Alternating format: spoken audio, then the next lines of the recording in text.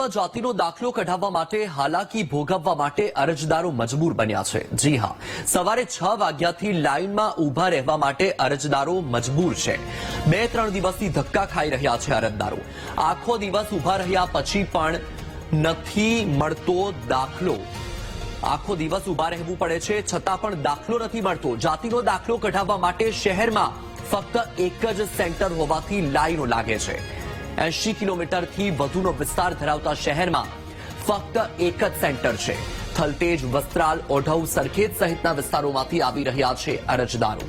વિદ્યાર્થીઓને એડમિશન માટે જાતિનો દાખલો ફરજિયાત હોવાથી વાલીઓ પરેશાન થઈ ગયા છે।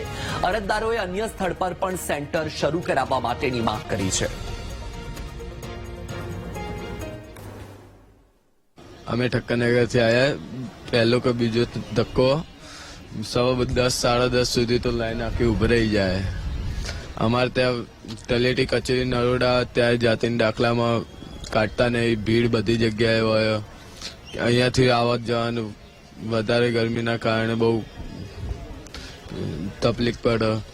એના કારણે જો બીજે કે થઈ જાય નજીકમાં અને ભીડ ઓછી રહે, બધાને સમયસર જલ્દી જે વસ્તુ જોવે વસ્તુ મળી રહે, એના કારણે જે સ્થળે જે વસ્તુ ફરજિયાત મળી રહે એટલે વાંધો ના આવે। જાતિનો દાખલો કોલેજ માટે। હું અહીંયા જાતિના દાખલા માટે આવી છું અને એ આખો દાખલો છે ને એ અમદાવાદમાં એક જ જગ્યાએ નીકળે છે। હું સવારે 8:30ની લાઈનમાં ઊભી છું અને સેન્ટર 11 વાગે ખુલે છે એવું કહે છે।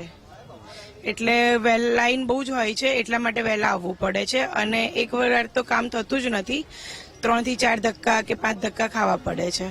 ઓકે, અમે અહીંયા જાતિનો દાખલો કઢાવવા આવ્યા છીએ। અમે અહીંયા 8 વાગ્યાથી આવ્યા છીએ। કેવી પરિસ્થિતિ? અહીંયા લાઈનો બહુ હોય છે અને ધક્કા પણ બહુ ખાવા પડે છે। અત્યારે કોલેજના એડમિશન ને બધા માટે દાખલો કઢાવવો ઇમ્પોર્ટન્ટ હોય છે જાતિનો। અહીંયા બહુ ખાસી લાંબી લાઈન હોય છે, નંબર આવતા પણ બહુ વાર લાગે છે અને પછી લાઈક કોઈ બી ડોક્યુમેન્ટમાં ભૂલ કાઢીને પાછા મોકલે છે। મતલબ અહીંયા એક જગ્યાએ થાય છે એટલે અહીંયા ક્રાઉડ પણ બહુ હોય છે અને પછી પ્રોબ્લેમ પણ બહુ થાય છે। ઘણા બીજા સેન્ટર રાખવા જોઈએ અમને કે પછી એક જગ્યાએ એટલી બધી ભીડ થાય તો કોઈને ફાવે પણ નહીં। બીજા સેન્ટર્સ હોવા જોઈએ આના। આ જે જાતિના દાખલા એવા વર્ગ જ આવે છે કે જે ઓબીસી, એસટી, એસસી સમાય હોય છે એના માટે। હવે એ વિદ્યાર્થીઓ બિચારાને જો આવી તકલીફ પડી શકે તો પછી આગળ લોકોનું ભવિષ્યમાં જે અમુક જે મળે।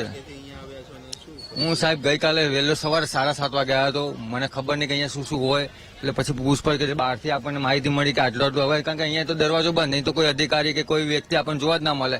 પણ એની જાણકારી મને બહારથી મળી કે અહીંયા આટલી વસ્તુ ભાઈ તમારે લાવવી પડશે અને તો પછી થાય। પછી હું પાછો બપોરે ઘરે ગયો, વળી પાછો બપોરે આવ્યો, બધી ડોક્યુમેન્ટ લઈને ફોર્મ લીધું બતાવીને, પછી હવે આજે હું પાછો ફરી અહીંયા સબમિટ કરવા માટે આવ્યો છું।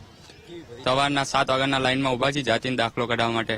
અહીંયા બહુ જ ભીડ છે, તો કંઈક સુવિધા થાય તો સારી વાત છે કે અલગ અલગ બ્રાન્ચ બનાવે તો આટલી ભીડે ના થાય। સવારના 7 વાગ્યાના ઉભા છીએ તો વારો આવવાનું લાગતું નથી, બહુ જ ભીડ છે અહીંયા। અમદાવાદમાં એક જ જગ્યા? હા, અમદાવાદમાં એક જ જગ્યા ઉપર છે, બહુ જ તકલીફ થાય છે, બહુ જ ભીડ થાય છે અહીંયા।